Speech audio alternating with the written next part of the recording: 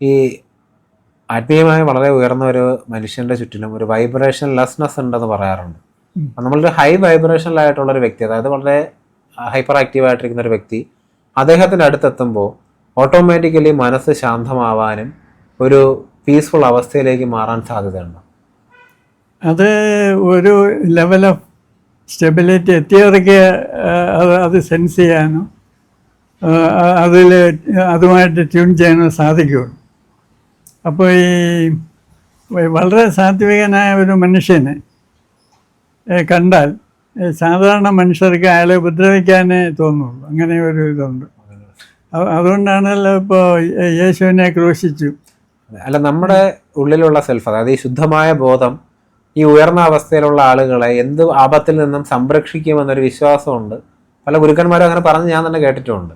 അപ്പൊ അത് സത്യമല്ല എന്നാണ്. എന്താണ്? അതായത് ഇപ്പം ശുദ്ധബോധത്തിന്റെ അടുത്തേക്ക് എത്തിയൊരു മനുഷ്യനെ ഈ എക്സിസ്റ്റ് ചെയ്യുന്ന ഒരു കോസ്മിക് ലോ ഉണ്ടല്ലോ, അതായത് ഈ പ്രപഞ്ചത്തിന്റെ അല്ലെങ്കിൽ ആ ബോധത്തിന്റെ ശക്തി അവരെ എപ്പോഴും പ്രൊട്ടക്റ്റ് ചെയ്യും എന്ന് പറയുന്നുണ്ട്.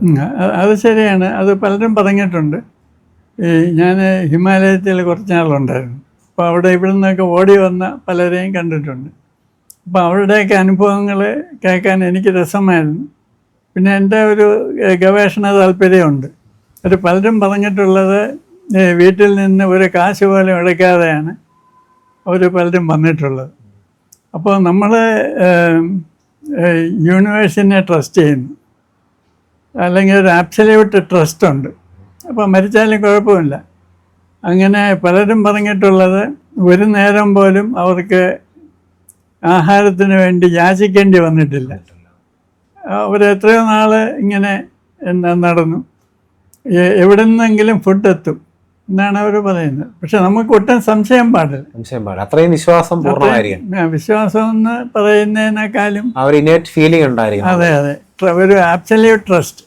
നമ്മൾ ഏതെങ്കിലും ഒരു പ്രത്യേക ദൈവത്തിൽ ആശ്രയിക്കുകയാണെങ്കിൽ അത് ആബ്സല്യൂട്ട് അല്ല. അപ്പോൾ ഒരു ഗുരുവിലോ ദൈവത്തിലോ ആശ്രയിക്കുകയാണെങ്കിൽ അത് അബ്സല്യൂട്ട് ട്രസ്റ്റ് അല്ല. അല്ല. അപ്പോൾ അൾട്ടിമേറ്റ്ലി നമ്മൾ ഗുരുവിനെയും ദൈവത്തിനെയും ഉപേക്ഷിച്ച് പ്രപഞ്ചത്തിൽ അല്ലെങ്കിൽ ആ ഒരു നമ്മളെ തന്നെ അല്ലെങ്കിൽ പ്രപഞ്ചത്തെ വിശ്വസിക്കേണ്ടി വരും.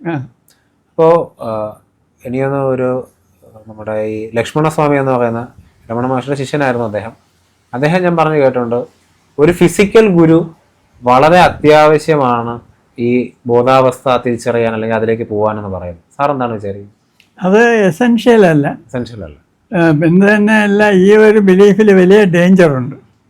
കാരണം ഇങ്ങനെ ശിഷ്യന്മാരെ അന്വേഷിച്ച് ഇങ്ങനെ ഇരിക്കുന്ന ഗുരുക്കന്മാർ പലരും ജെനുവിൻ ആയിരിക്കണമെന്നില്ല. അത് പല ടൈപ്പുകളുണ്ട്. തനി പക്കാ ക്രിമിനൽസ് ഉണ്ട്. ഇങ്ങനെ ഒരു വേഷം പലതിന് സഹായകമാണ്. പിന്നെ ഡെല്യൂഡഡായിട്ടുള്ളവരുണ്ട്. അവർ ഞാൻ ആത്മീയമായിട്ട് ഉയർന്നതാണ്, ഞാൻ ദൈവമാണ് എന്നൊക്കെ ഒരു ഡെല്യൂഷൻ. അവർ ഈ ഡെല്യൂഷൻ ആയതുകൊണ്ട് അവർ പറയുമ്പോൾ ബാക്കിയുള്ളവർക്കും അങ്ങനെയാണെന്ന് തോന്നും. പക്ഷെ അതാണോന്നില്ല. യാഥാർത്ഥ്യത്തിൽ നമ്മളെപ്പോഴും സമാധാനം ഈ ബോധാവസ്ഥയുടെ അടുത്ത് നിൽക്കുന്ന ഒരു അവസ്ഥയല്ലേ. അതായത് ഒന്നിനെയും ഭയമില്ല, ഒന്നിനെ പറ്റി കൺസേൺ ഇല്ലാതെ ജീവിക്കുന്ന ഒരു അവസ്ഥ.